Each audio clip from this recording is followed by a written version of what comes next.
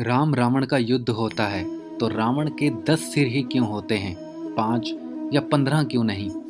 और 10 सिर थे तो एक कटता था तो उसकी जगह दूसरा क्यों उग जाता था, और वो भी तुरंत। भगवान इसे क्यों नहीं रोक पाते थे। यह कोई कहानी नहीं है, यह एक गहरा दर्शन है। और अगर रावण के 10 सिर थे तो उसका नाम 10 शीश, 10 ग्रीव या 10 कंधर कुछ भी हो सकता था, लेकिन उसका नाम केवल दशानन ही क्यों था। ऐसा इसलिए क्योंकि हमारे शरीर के अंदर 10 इंद्रियां होती हैं।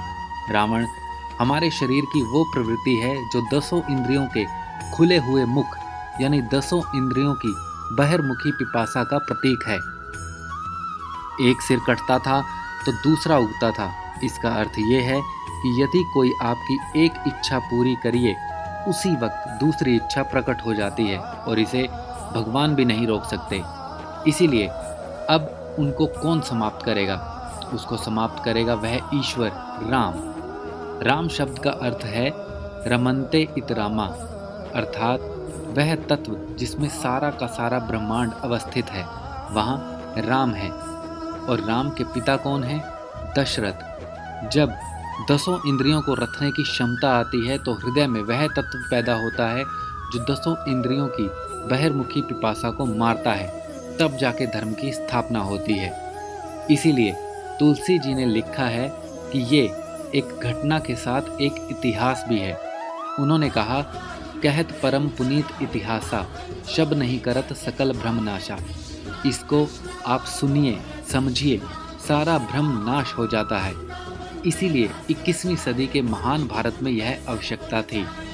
हमारे यहाँ कहा जाता है कि हमारे जो सब प्राचीन ग्रंथ थे वो श्रवण परंपरा में आते थे, यानी बोलकर, क्योंकि लिखना आता नहीं था लोगों को, इसलिए वो श्रवण परंपरा में चलते थे। तो ये बताइए, हमने नक्षत्रों तक की गणना कर ली और इतनी सटीक गणना की कि आज तक हमारा पंचांग सही है और हमें लिखना नहीं आता था।